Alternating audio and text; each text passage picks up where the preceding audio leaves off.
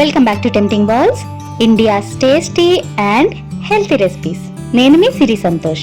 Tempting balls లో ఈ రోజు స్పెషల్ రెసిపీ కుడుం పూర్ణాలు. ఇది ఆంధ్రాలో మంచి పాపులర్ స్వీట్. పండుగలకి ఎక్కువగా చేస్తుంటారు.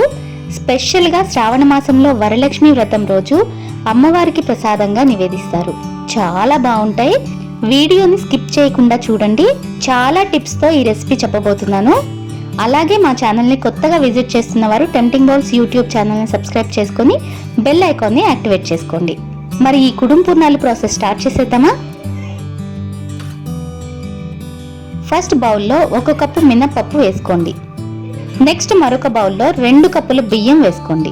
ఇక్కడ నేను పప్పు మిక్సీలో వేస్తున్నాను కాబట్టి 1కి 2 కప్పుల బియ్యం తీసుకున్నాను. అదే గ్రైండర్లో అయితే ఇంకొక 1/2 కప్ బియ్యం ఎక్స్ట్రా యాడ్ చేసినా పర్వాలేదు. ఈ కొలతలైతేనే మీకు పూర్ణం లేయర్ సాఫ్ట్గా తినడానికి చాలా బాగుంటుంది. ఇందులో నీళ్లు పోసి బాగా కడిగి 4 గంటలు నానబెట్టండి.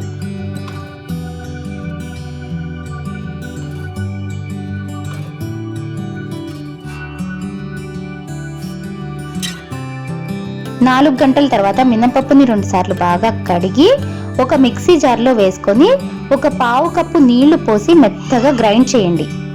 నీళ్లు ఎక్కువ వేయకండి, పిండి పల్చగా అయితే పూర్ణాలు వేయటానికి రావు.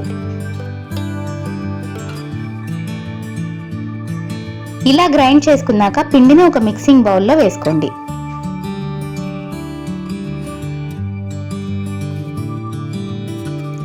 నెక్స్ట్ అదే మిక్సీ జార్లో నానబెట్టుకున్న బియ్యం కూడా ఓసారి కడిగి వేసుకోండి. ఇందులో కూడా కొద్దిగానే అంటే 1/2 కప్పు కంటే తక్కువే నీళ్లు పోయండి. దీన్ని కూడా మెత్తగా గ్రైండ్ చేసి పిండిలో వేసేయండి. ఇప్పుడు ఇందులో 1 teaspoon salt, 1/2 teaspoon వంట సోడా వేసి బాగా కలపండి. ఇక్కడ పిండి మిక్సీలో వేసాం కాబట్టి వంట సోడా వేసాను. వెట్ గ్రైండర్లో చేసిన పిండికి అయితే సోడా వేయాల్సిన అవసరం లేదు. మిక్సీలో కంటే వెట్ గ్రైండర్లో పిండి క్వాంటిటీ ఎక్కువ అవుతుంది. సో గ్రైండర్ ఉన్న వాళ్ళు దానిలోనే వేసుకోండి. దీన్ని ఒక 2-3 గంటలు పక్కన పెట్టేసేయండి. ఇప్పుడు లోపలి స్టఫింగ్ ప్రిపరేషన్ చూద్దాం. స్టఫింగ్ కోసం ఫస్ట్ ఒక బౌల్లో 1 కప్పు పెసరపప్పును తీసుకుంటున్నాను. నీళ్లు పోసి ఓసారి బాగా కడిగి ఒక 2 గంటలు నానబెట్టండి.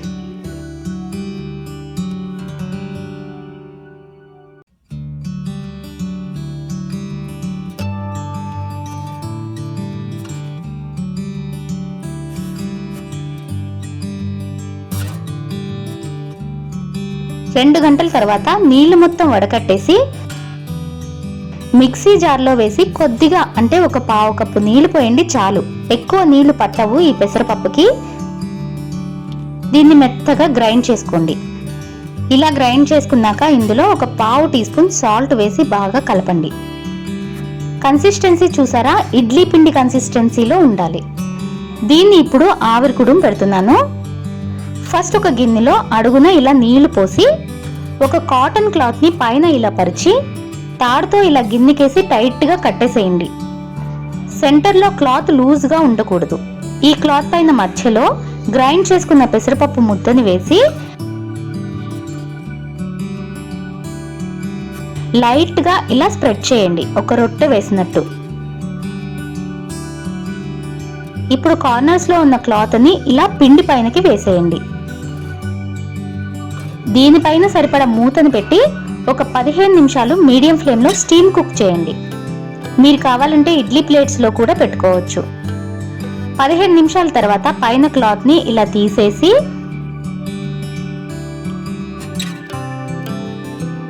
ఒకసారి ఇలా నైఫ్ తో గుచ్చి చూడండి. నైఫ్ కి పిండి అంటుకోకుండా ఇలా క్లీన్ గా వస్తే పర్ఫెక్ట్ గా ఉడికిపోయినట్టే. ఇప్పుడు దీన్ని తీసి ఒక బౌల్లో వేసుకోండి.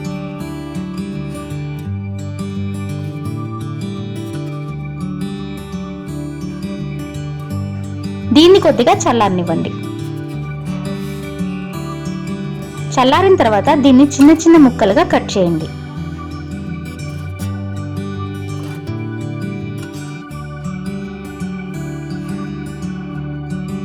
ఈ ముక్కల్ని మిక్సీ జార్లో వేసి ఓసారి గ్రైండ్ చేస్తున్నాను.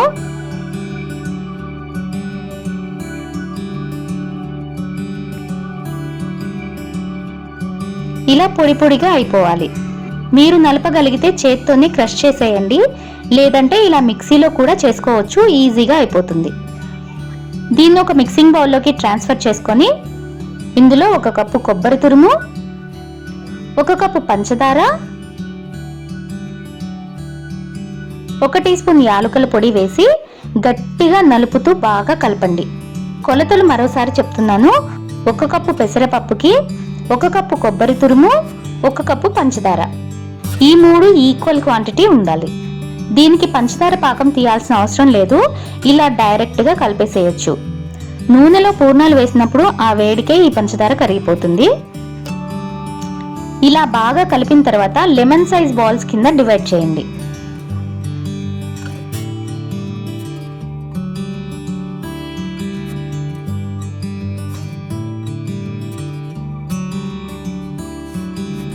ఇలా అన్ని ప్రిపేర్ చేసుకుని పక్కన పెట్టేసుకోండి.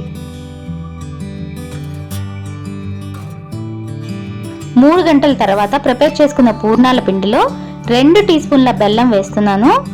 ఇలా బెల్లం వేయటం వల్ల పూర్ణం పైన టెక్స్చర్ తెల్లగా లేకుండా మంచి గోల్డెన్ కలర్లో వస్తుంది. ఈ బెల్లం పిండిలో కలిసిపోయేలా బాగా కలపండి. ఈ మినప్పిండి కన్సిస్టెన్సీని జాగ్రత్తగా చెక్ చేయండి. ఇలా ఉండాలి. మరీ గట్టిగా కాకుండా మరీ పల్చగా కాకుండా ఇలా ఇడ్లీ పిండి కన్సిస్టెన్సీలో ఉండాలి. అప్పుడే పూర్ణం లేయర్ మీకు సాఫ్ట్గా వస్తుంది అండ్ పూర్ణం కూడా ఆయిల్లో వేసాక విడిపోకుండా పర్ఫెక్ట్గా వస్తుంది. ఇప్పుడు ఒక్కో స్టఫింగ్ బాల్ని తీసుకొని పిండిలో వేసి ఇలా 2 ఫింగర్స్తో తీసి వెంటనే వేడివేడి నూనెలో వేసేయండి.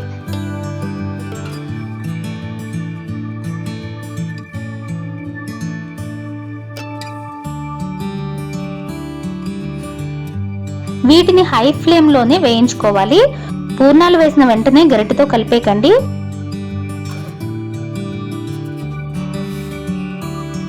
ఇలా కొద్దిగా ఫ్రై అయిన తర్వాత జాగ్రత్తగా రెండో వైపుకి తిప్పండి.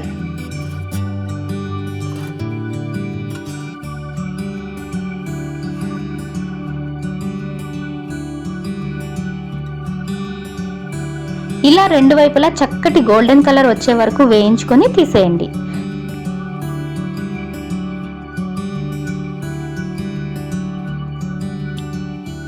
చేత్తో కష్టం అనిపిస్తే ఇలా ఒక పెద్ద స్పూన్తో కూడా వేసుకోవచ్చు. ఇలా కూడా చాలా బాగా వస్తాయి.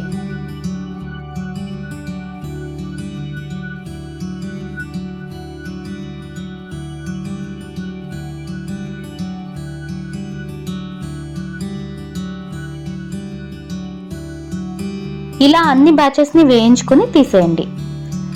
దాట్స్ ఇట్, కుడుం పూర్ణాలు రెడీ. చూడటానికి ఇంత ప్రాసెస్ అనిపిస్తుంది కానీ చేస్తే చాలా సింపుల్గా అయిపోతుందండి. టేస్ట్ మాత్రం సూపర్, మాటలు లేవు అసలు. ఈ కుడుం పూర్ణాలు మేబీ చాలా మంది పెద్దవాళ్ళకి తెలిసే ఉంటుంది, బట్ కొత్తగా పెళ్ళైన వారికి కానీ వంట రాని వారికి కానీ ఈ వీడియో చాలా యూస్ఫుల్గా ఉంటుందని అనుకుంటున్నాను. ఈ వీడియో మీకు నచ్చినట్లయితే లైక్ చేయండి, షేర్ చేయండి, మర్చిపోకుండా ఛానల్ని సబ్స్క్రైబ్ చేసుకోండి. మా ఫేస్బుక్ అండ్ ఇన్స్టాగ్రామ్ పేజెస్ని కూడా ఫాలో అవ్వండి. మరో మంచి రెసిపీతో రేపు మార్నింగ్ మళ్ళీ కలుద్దాం. అంతవరకు ఈట్ హెల్దీ, స్టే హెల్దీ.